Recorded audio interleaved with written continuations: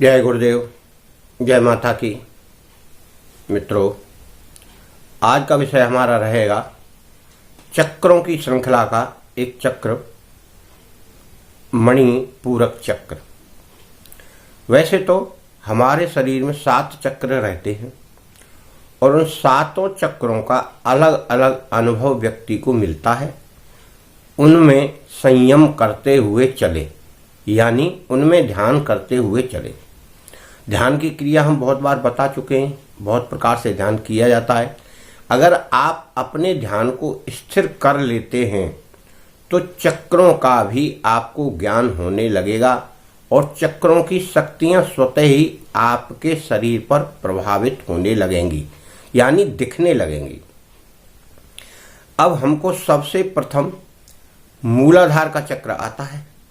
तो मूलाधार चक्र में ही वह सारी शक्ति रहती है जो शक्ति ऊपर उठकर एक एक चक्र में रहती हुई उनको जागृत करती हुई ऊपर सहस्त्रार में आती है। तो मूलाधार के बाद थोड़ा सा ऊपर स्वादिष्ठान चक्र है। स्वादिष्ठान चक्र के बाद हमारा चक्र आता है मणिपूरक, जो नाभि के स्थान पर रहता है। और मणिपूरक स्थान से ऊपर आता है हमारा अनाहत चक्र। अनाहत चक्र से ऊपर आता है विशुद्ध चक्र। विशुद्ध चक्र से ऊपर आता है आज्ञा चक्र और आज्ञा के बाद आता है सहस्त्रार। इस प्रकार से चक्र हमारे बने हुए हैं।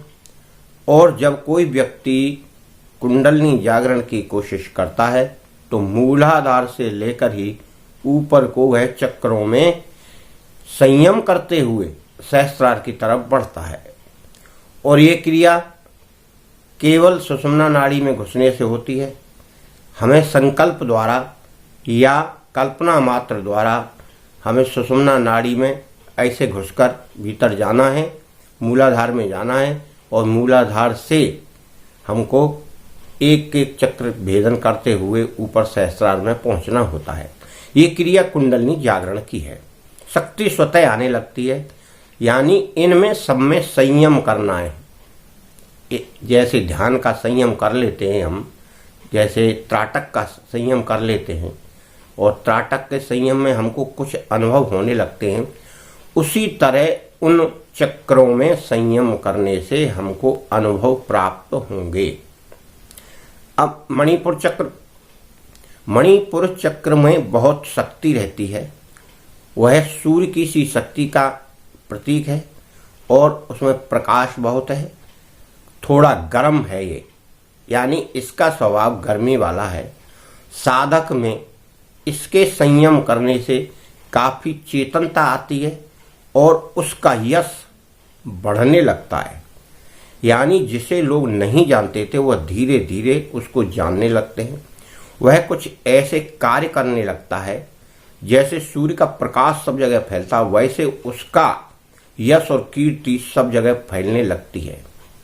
वह अपने मनोयोग से जो कार्य करना चाहता है वह करने में सक्षम होने लगता है और धीरे धीरे जब उसमें पूरा संयम होता है, उसे वहाँ प्रकाश दिखने लगता है, तब वह पूर्ण स्थिति को प्राप्त कर एक यशस्वी या तो नेता बने, गायक बने, कलाकार बने या कोई और इस तरह की प्रतिभाशाली क्रियाओं को करने वाला व्यक्ति बने। कोई वैज्ञानिक भी बन सकता है, कोई दार्शनिक भी बन सकता है, यानी उसका नाम रोशन हो जाएगा। गर्म प्रकृति का होने के कारण इसकी प्रसिद्धि सूर्य जैसी रहती है। जैसे सूर्य की तरफ कोई जल्दी देख नहीं सकता, उस तरह का इसका प्रभाव है। व्यक्ति में एक व्यक्तित्व निखर के आता है और उसके चेहरे की चमक, बोलचाल बड़ी प्रभावी रहती है। इसलिए इसको साधक सावधानी से सिद्ध कर ले तो उसे स्वयं ही यह सिद्ध होकर प्रतिभाशाली बना देगा। इसकी अलग से कोई क्रिया नहीं करनी पड़ती। क्रिया केवल वही ध्यान की है। आप ध्यान द्वारा एक एक चक्र में ध्यान लगाते जाएंगे, यानी संयम करते जाएंगे, तो वह स्वतः ही अपनी क्रिया के द्वारा वह जागृत होता चला जाएगा और आपको उसमें रहने वाले गुण या उसमें रहने वाली शक्तियां आपको स्वयं प्रदान होंगी। इसमें ना किसी साधक की जरूरत पड़ती है, ना किसी दैवी शक्ति की। यह केवल आध्यात्मिक शक्ति है जो आत्मा से ही उत्पन्न होती है और आत्मा में ही विलीन होती है और ब्रह्मांड से इसका रिलेशन रहता है।